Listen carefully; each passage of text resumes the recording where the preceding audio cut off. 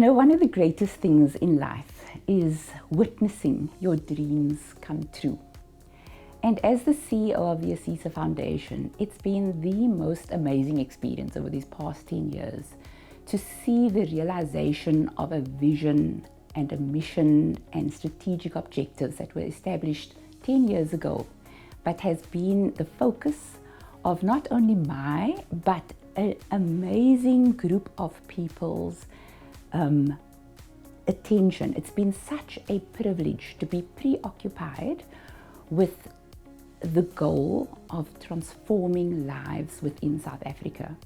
And for the past 10 years, the foundation has grown from a thought, a concept, using enabling legislation and being structured in the most optimal fashion possible, to actually becoming an extremely powerful tool and structure and vehicle for facilitating changes in the ordinary person's life.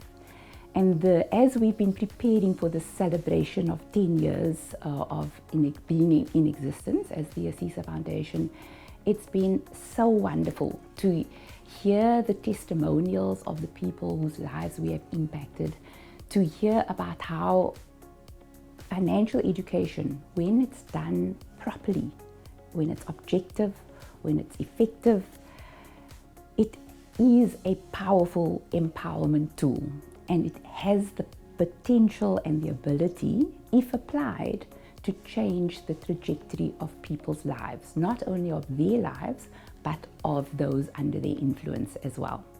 So my perspective of the ASISA Foundation is that we have grown from a concept into a powerful reality where we are significantly on the path of achieving our vision of facilitating the improved well-being of South Africans, particularly the poor, the vulnerable, and the previously disadvantaged.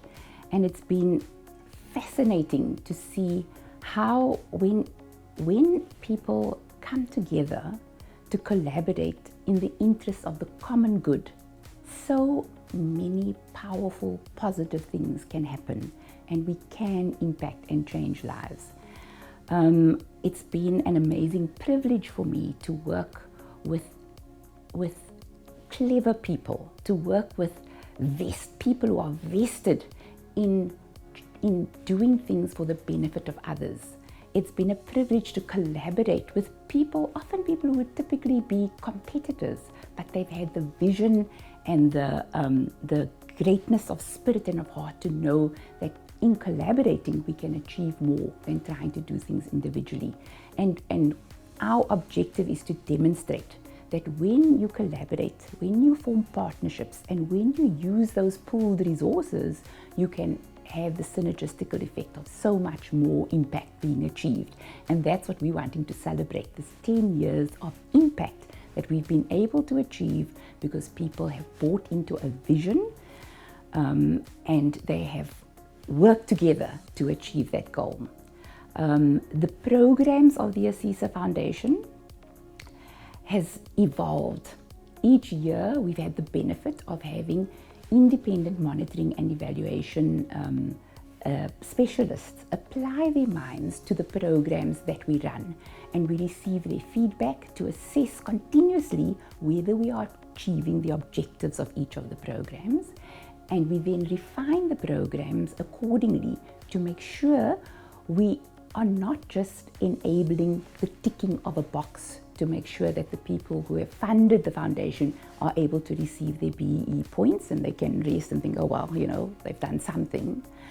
But our M&E and our processes around our programs is to ensure that we achieve the intended impact. And we take people on a journey where the most basic thing that we achieve is knowledge transfer, helping people to better understand financial concepts, but also teaching them skills, how to apply that knowledge.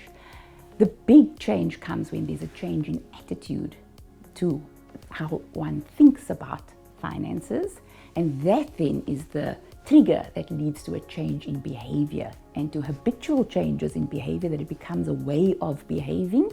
That then, as we have seen, it demonstrates, it results in amazing impact, change lives and benefits for many. And so the programs and the foundation has really, my reflection on that is that we have truly become a powerful tool that has achieved much, and it has been such an awesome journey and such a privilege for me to be part of that and to be able to lead part of the teams, but most of all to just be able to collaborate with other like-minded beings. So one of the reasons I believe for the success of the ASISA Foundation has been the wisdom in the structure of the organization. So we're structured as a trust, as a broad-based ownership scheme, which determines who we need to target, but we are also structured as a not-for-profit organization.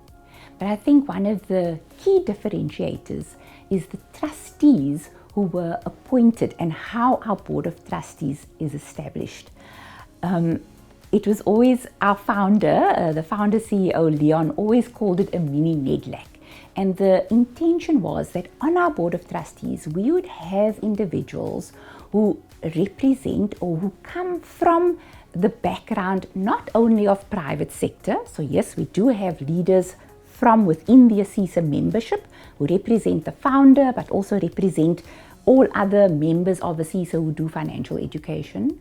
But we also have representation from national government. So the chairperson of the National Financial Education Committee is a trustee on our board of trustees. We also have representatives of those members who work in organized community. So the Financial Sector Coalition Commission has representation or are part of our board of trustees, and we also then have representatives of members who have worked with organized labor.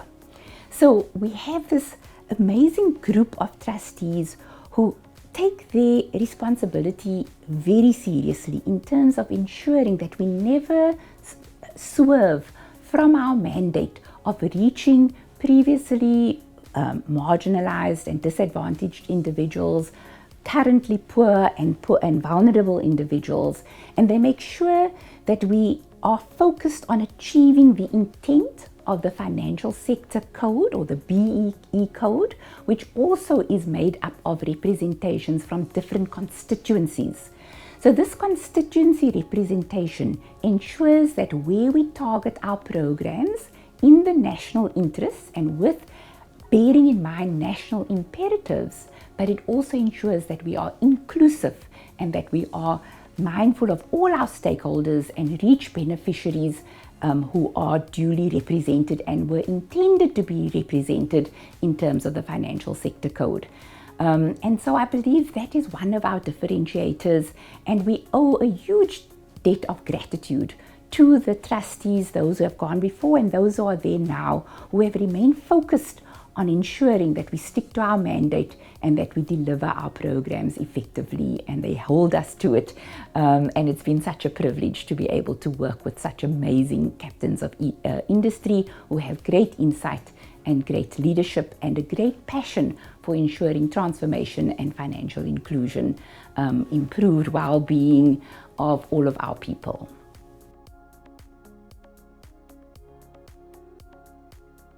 So the theme for celebrating our 10 years of impact is going to be celebrating infinite impact.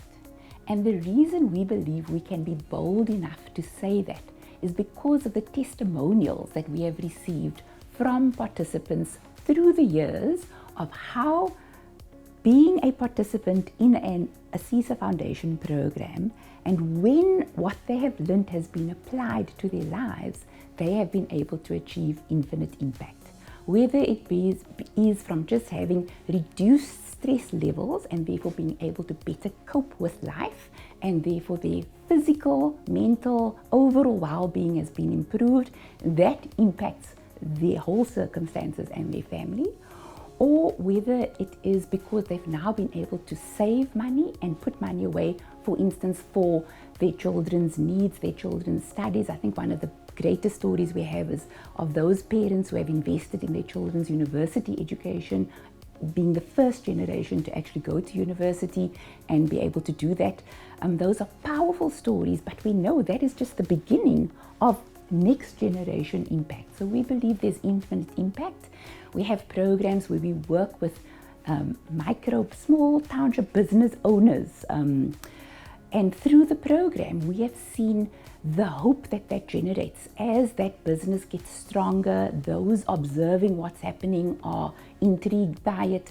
Many of them are offered employment. Many of them we are able to put food on more than one person's table. They are able to offer work to others.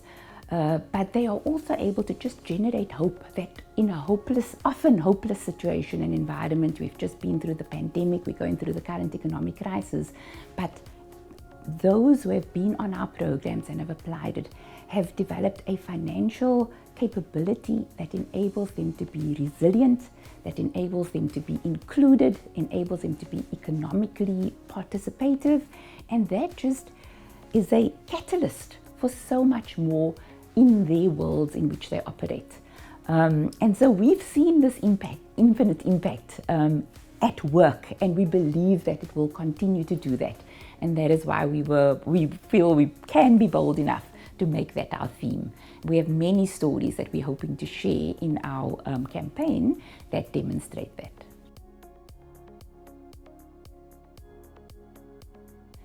So the ASISA Foundation is so optimally positioned as an industry body. We have members of ASISA, the savings and investment industry, who have really powerful leadership with vision. And part of ASISA's strategy was that ASISA and the members of ASISA would establish a foundation and that they would collaborate in the interests of achieving national priorities and, most importantly, to foster the future of the South African society, as well as the savings and investments and the financial services sector.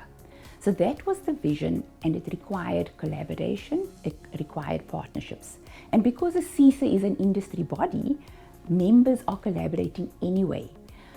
Then there is legislation like the Financial Sector Transformation Code, which requires members to do financial education. So members could either do it in their own capacity or they could collaborate and pool their resources together, whether it's their skills or their funds, and that would just enable focused initiatives to take place to the extent that it has happened in the ASISA Foundation. None of what we achieved would have been possible without collaboration and without partnerships. And so we have a wonderful experience of how generally competitors in the marketplace have come together to collaborate through this vehicle of the ASISA Foundation. They've pooled their resources, and part of celebrating our 10 years campaign is to demonstrate the power of collaborations and partnerships.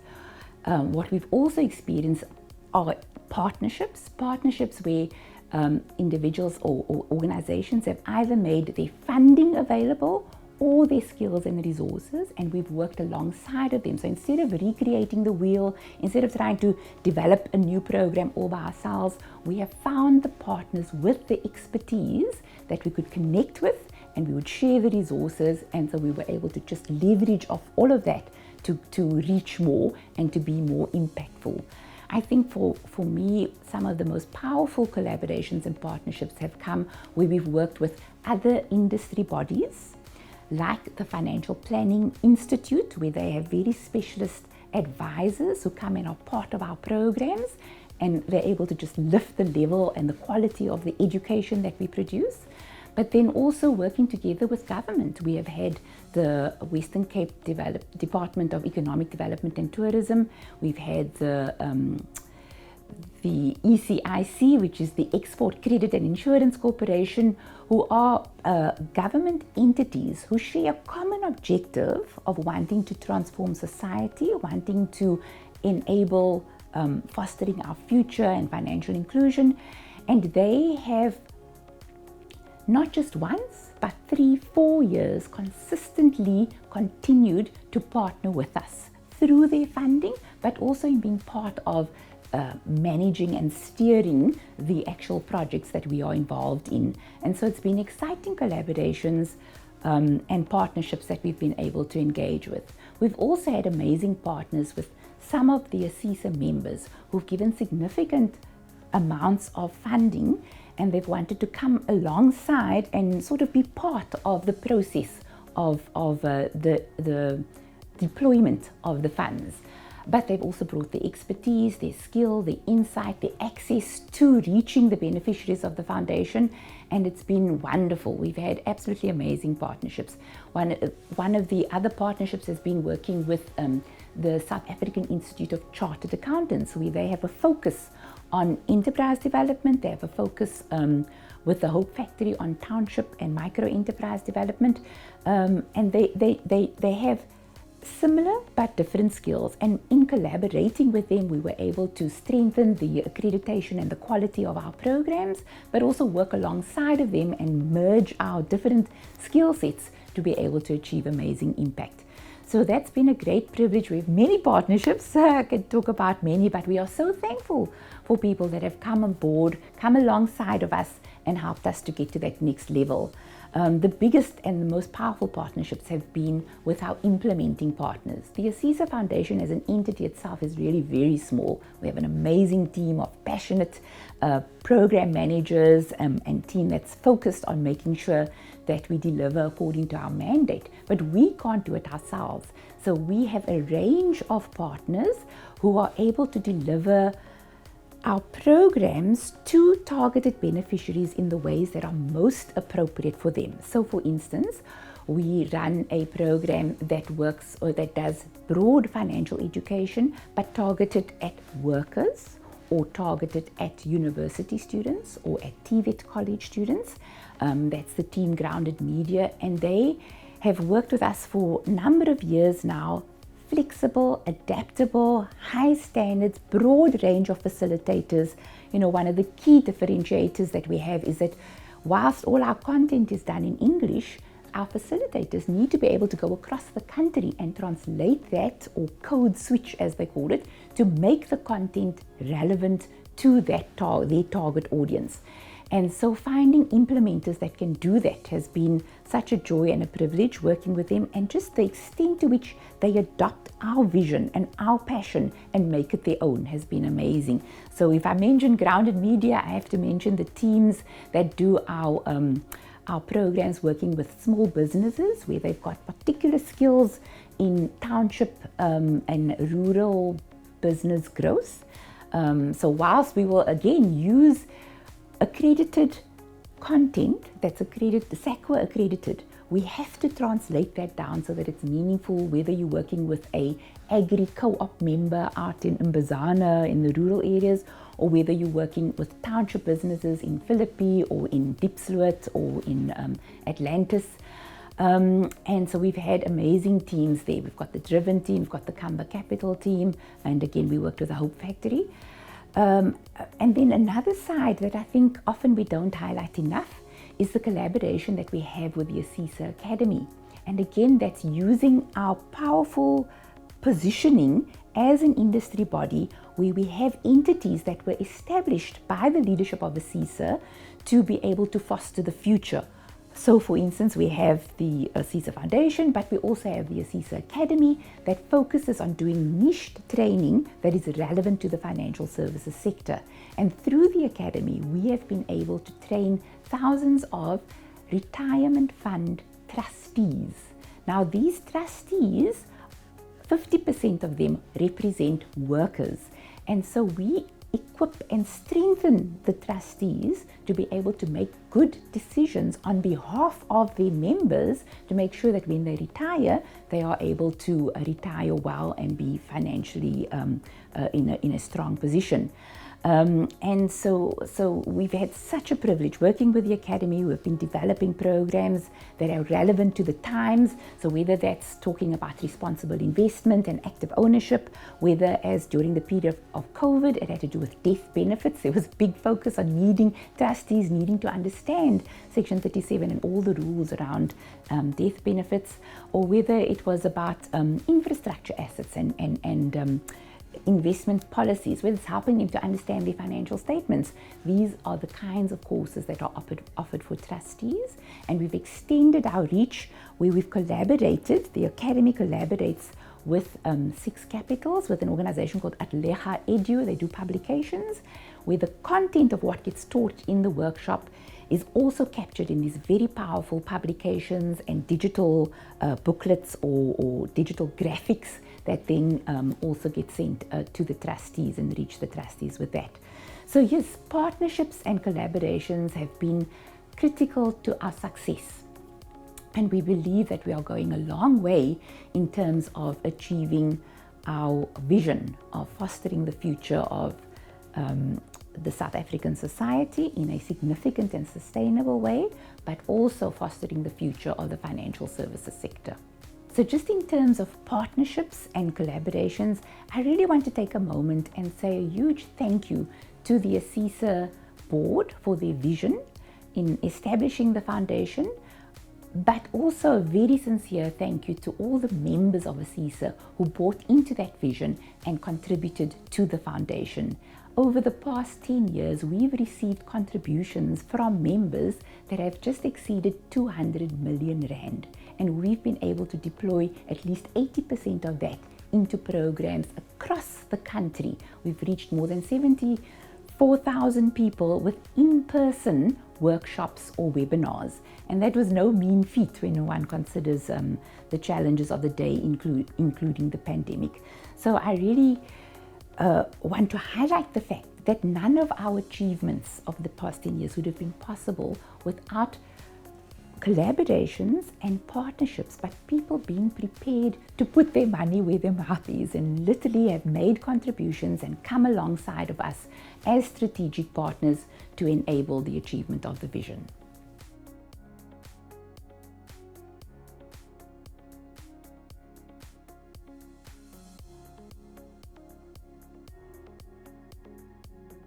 So, as I mentioned, the ASISA Foundation was so well positioned. It is the optimal structure to achieve national objectives. And again, I go back to the vision of the leadership of the ASISA board in founding our organization. Together with the ASISA Enterprise and Supply Development Fund and the ASISA Academy, we make up these Foster the Future entities. But we exist so that we can be focused. We can be focused on achieving national priorities. The establishment of the ASISA Foundation is part of ASISA's strategy to achieve transformation of the society, but also of the financial services sector. And so all of our work, our focus, our where we seek to be relevant, we strive to align to national priorities. We have the broad National Development Plan, which has as its focus the education sector, the economic sector. It focuses on partnerships. It focuses on growth of our country. And so when we select or try to see where we should go and reach out to which beneficiaries, which is guided by the code, but also how to position our program so that it's relevant, we consider what these national priorities are. We work very closely with National Treasury and the National Consumer Financial Education Committee, or the National Financial Education Committee. So our strategies are aligned to national priorities. It's very important given that we're a national body. But an example of us contributing to the National Development Plan is the extent to which we would, for instance, target young people, young adults who are currently and continuously facing the challenge of unemployment and continuously facing the fact that even though they might be educated in a particular course or program, their actual financial knowledge, the ability to relate finances to their world, and once they start earning money, to be able to protect their wealth and to grow their wealth is something that we believe the perfect timing to do that is when young people are, or when they are young people and when they are particularly at tertiary institutions. So we have programs, for instance, known as L plus Earn. You learn and you're about to earn. And the 3 programs we have is targeted at university students who are particularly interested in investment opportunities. We have programs targeted at TVET college students, where there's quite a big focus on helping to prepare them for the world of work, whether it's just in CV development, but also all our young people have this responsibility of family responsibility and how to help them engage with their families, particularly from the time that they start earning money, and yet, wanting to grow their own wealth or strengthen their own position, but at the same time being responsible for their families. So we contextualize our education into the burning platform or into the need of the participants. With the young people right now, there's this huge unemployment situation where they might be qualified but they can't find work, and particularly those who come from previously disadvantaged backgrounds, or those who are in the poor and vulnerable, find themselves in poor and vulnerable areas. So our focus there is actually to equip them with entrepreneurship mindset and skills, and to strengthen those who have already started with some side hustle or some business by giving them really good guidance and advice in the programs, but with a very core focus on financial management and understanding or enhancing their financial capability so that whatever they do can be sustainable. The other area of how we make sure that we are contributing to the National Development Plan is to make sure that where there are national priorities like agriculture, government currently is focusing a lot on rural development, and particularly in the agri sector.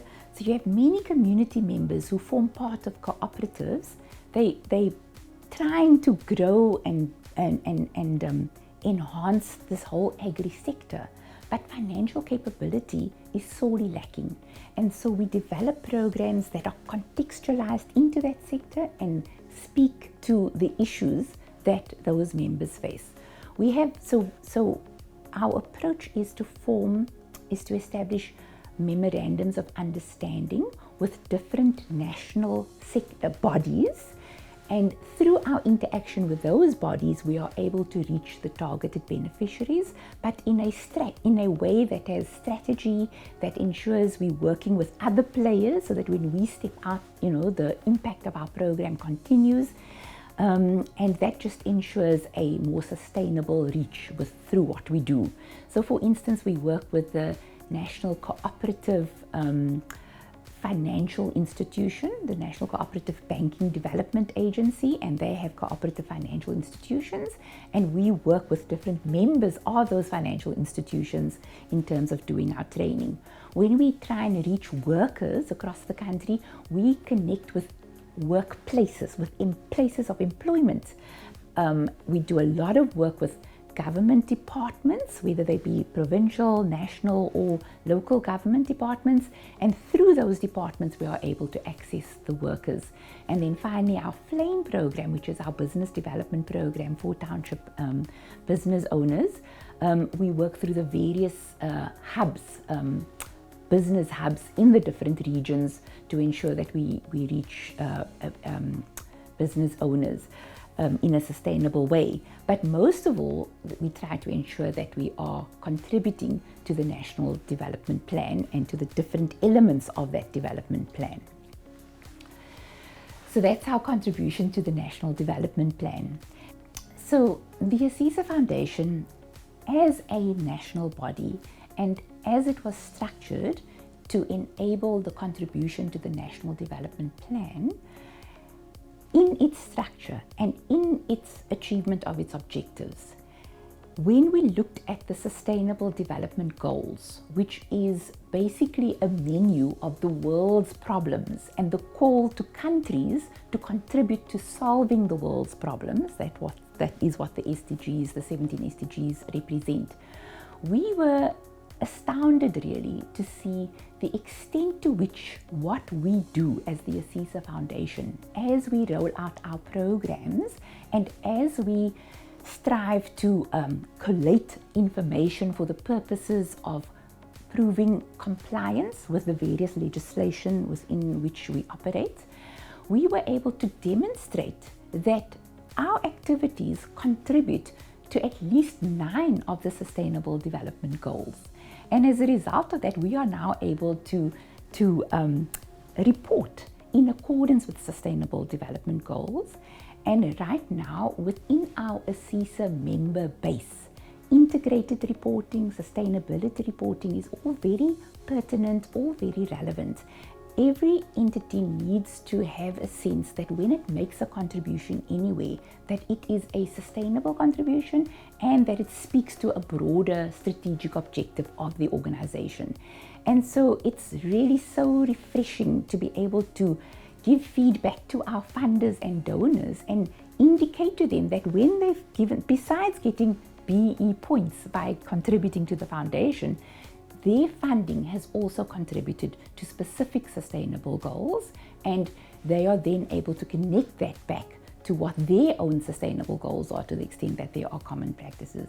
So for instance, the 3 key sustainable goals that the foundation contributes to would be SDG 4, which speaks to quality education. All of our programs are based on quality educational standards. We align to the SACWA standards and we make sure that it is quality education that our participants can relate to and that we can trace back to education modules. So we very strongly tick that box. I mean, we are all about financial education. But then similarly, because of the way we are structured, we have to collaborate, we have to find partners to be able to deliver these programs. And so we strongly contribute to SDG 17, which speaks to partnerships for the goals. So whether it is the partnership of the ASISA memberships or the partnership with others in the financial services sector who have contributed to the ASISA Foundation, their funds and their skills, whether it is with government, who the various departments have also contributed with us, whether it's just through the funding or through their involvement with us in the delivery of the programs, whether it is reaching the beneficiaries that are within their cluster, within their group. So whether it's the cooperatives, the housing cooperative, the financial cooperatives, whether it is the business hubs, whether it is the government provincial departments that we reach our workers, whether it's the universities and the technical colleges through which we reach the students. These are all partnerships, they are all collaborations that are powerful and enable us to demonstrate that we are contributing to SDG 17. And in all of our work each year, we have to demonstrate that we are reaching at least 85% Black South Africans. So we have to collect a lot of information that we keep in an up-to-date database, and SDG 17 talks about having up-to-date databases of work that is being done in terms of the goals. All of our programs are subjected to monitoring and evaluation and continual assessment, and we keep records of all of those assessments and who has attended and where they are from, which province, and all of that, and their ages, and different designated groups. So we actually have a very strong, powerful database that we can therefore say we contribute to SDG 17. And the other one is SDG 10, which talks about reduced inequalities. And as I've mentioned before, we have seen in these past 10 years that financial education, when applied by the person who's received the knowledge and has learned the skills, when it's applied to their lives and the capability has been improved, it most definitely is a tool that enables reduced inequalities.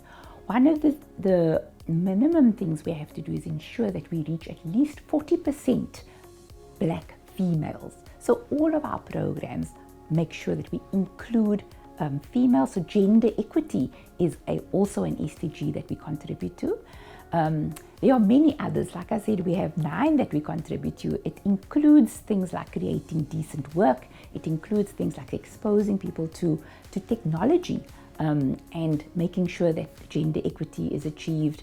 And this all happens just in our conduct of our business as we are driven by our own strategic objectives. But it enables us to say that we are and have contributed to the Sustainable Development Goals.